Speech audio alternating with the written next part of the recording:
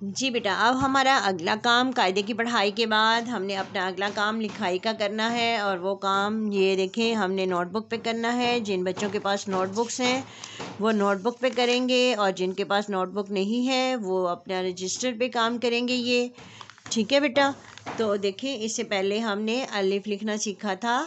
आज हम जो है, मैंने आपको उर्दू कायदे पे मैंने आपको पढ़ाया है। क्या पढ़ाया है आज, कोई मुझे बताएगा कि हमने क्या पढ़ा है कायदे पे? और मैंने आपको तस्वीर भी दिखाई हैं, और वो किस हर्फ से दिखाई हैं? जी शाबाश, वो हमने दिखाई थी मैंने आपको अलिफ मद आ के साथ। ठीक है बेटा। तो आज हम जो है वो अपनी नोटबुक पर भी हम सीखेंगे अलिफ मद आ। ठीक है बेटा। आज हमने अलिफ मद आ को लिखना सीखना है कि अलिफ मद आ जो है वो कैसे लिखा जाएगा। तो आपने जो है वो ये देखें, ये सबसे पहले तो आपने अपनी नोटबुक को या अपने रजिस्टर पे अगर आप काम कर रहे हैं तो एक सफ़ा आपने जो है उसको आपने इसी तरीके से तैयार करना है जैसे मैंने ये किया है। ऊपर आज की तारीख लिखनी है 8 अप्रैल 21, और दरमियान में आप लिखेंगे घर का काम, और इस तरफ होगा जुमेरात। ठीक है। ये आपने जो नोटबुक है ये आपको मामा तैयार करके देंगी। तो आपने उनको सिर्फ बताना है कि मामा यहाँ पे आपने मुझे ये करके देना है, ऐसे आपने मुझे तैयार करके देनी है, और फिर उस पर आपने काम करना है। तो यहाँ पे देखिए, मैंने अलिफ मद आ के साथ बनाया है आम। इस पे मैंने आम की तस्वीर बनाई है। तो आप इस सफ़े पे एक तस्वीर के साथ इसके अलावा आप एक से ज़्यादा तस्वीर भी बना सकते हैं अलिफ मद आ के साथ शुरू होने वाली। ठीक है बेटा। कोई भी तस्वीर आप मामा को आपने बताना है, मामा आपको बना के देंगी। ठीक है बेटा। और फिर उसमें आपने उसको पढ़ना भी है, और उसको आपने उसमें रंग भी भरने हैं। ठीक है बेटा। और उसके बाद यहाँ पे ये देखिए, अगले सफ़े पे आप आएंगे, और अगले सफ़े पे भी इसी तरीके से आपने सबसे पहले मार्जिन लाइन, बेटा मार्जिन लाइन जिसको हाशिया भी बोलते हैं उर्दू में, ये आपने ज़रूर लगानी है। और ये मेरी पेरेंट्स से रिक्वेस्ट है कि बच्चों की नोटबुक्स को इसी तरीके से उनको तैयार करके दें। ठीक है।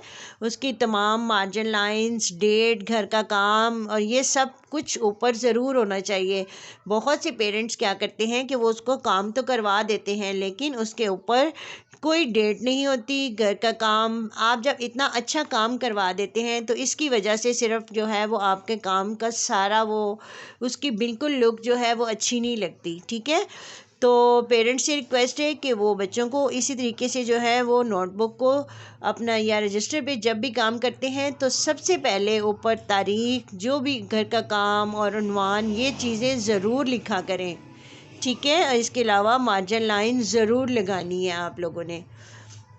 तो ठीक है बेटा। अब नेक्स्ट, अब आप जो है क्या करेंगे, आज की आपकी तारीख है 8 अप्रैल 21, घर का काम, और दिन है आज जुमेरात। ये आपने, मैं आपको बता रही हूँ, ये आपने मामा को साथ साथ बताना है कि मामा आज ये तारीख है, और यहाँ पे आपने घर का काम लिखना है, और यहाँ पे आपने दिन लिखना है। और आज का जो हमारा उन्वान है वो है हर्फ अलिफ मद आ। ठीक है बेटा। अलिफ मद आ लिखिए। तो यहाँ पे मैंने ये देखिए अलिफ मद आ कुछ लिखे हुए हैं। यहाँ पे मैं आपको बताती हूँ कि हमने अलिफ मद आ हमने कैसे लिखना है। तो कल मैं इससे पिछली क्लास में मैंने आपको अलिफ लिखना सिखाया था कि अलिफ हमने कैसे लिखना है। आपने इससे पहले जो पिछली क्लास में आप अलिफ लिखते थे वो अलिफ आप बिल्कुल सीधा लिखते थे ना, ऐसे करके सीधा बिल्कुल। तो आपको मैंने बताया था कि अब आपने इस क्लास में आपने अलिफ को सीधा नहीं लिखना। ठीक है बेटा। इसको आपने ज़रा सा तिरछा, यानी थोड़ा सा, बिल्कुल ज़रा सा तिरछी लाइन लगाने के बाद आपने उसको सीधा करना है, और बिल्कुल लाइन के ऊपर आपने इसको थोड़ा ऊपर छोड़ना है ऐसे, और फिर उसको आपने बस हल्का सा आपने तिरछा कर देना है ऐसे। तो ये बन जाएगा अलिफ। ठीक है बेटा। ये देखिए, मैं आपको थोड़ा सा इस बोर्ड पे भी बताती हूँ कि हमने अलिफ को कैसे लिखना है। ये देखिए, हल्की सी तिरछी लाइन। ठीक है। अब यहाँ से आपने बिल्कुल सीधा और हल्का सा आपने ये तिरछा कर देना है, बस ये है आपका अलिफ। ठीक है बेटा। यहाँ से हल्की सी तिरछी लाइन सीधा, और ये देखें हल्का सा ये अलिफ है आपका, ये ज़रा ज़्यादा हो गया था, इसमें बिल्कुल हल्का सा आपने लेके आना है। फिर देखें हल्की सी आपने तिरछी लाइन लगाई, बिल्कुल ज़रा सी, ठीक है। अब इसको आपने सीधा और यहाँ से हल्का सा आपने ये टर्न ले लेना है, ठीक है बेटा। अब आपको समझ आई कि मैंने अलिफ आपको कैसे बताया। तो इस तरीके से आपने जो है वो इसको अलिफ को आपने लिखना है।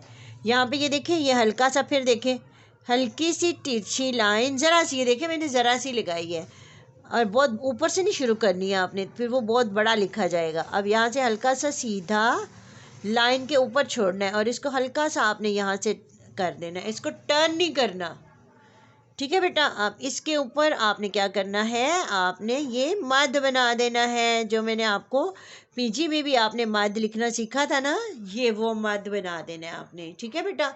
यहाँ पे मैं सिर्फ आपको अलिफ मैंने हमने चेंज किया था। अब देखिए ये स्ट्रेट आप लिखते थे ना ऐसे सीधा वाला, ठीक है ना। तो बस इसमें आपका सिर्फ फ़र्क कितना है, ज़रा सा यहाँ से ऊपर से और ज़रा सा यहाँ से नीचे से, ये है आपका, सिर्फ इतना सा फ़र्क है अलिफ के अंदर, ठीक है बेटा। पहले आपको सीधा लिखना सिखाया था ताकि आपके आपके जो हाथ की जो ग्रिप है वो जब आपकी अच्छी हो जाएगी तो फिर हम आपको इस अलिफ पे लेके आएंगे।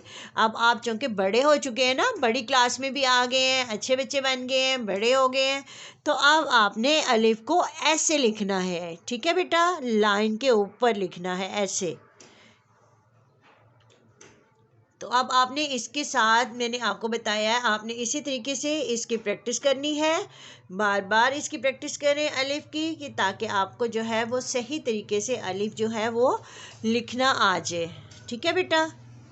तो इसके साथ ही हमारी आज की इस क्लास का वक्त ख़त्म होता है। अपना ख्याल रखना है आपने, बहुत ढेर सारा ख्याल रखना है। अल्लाह हाफिज़।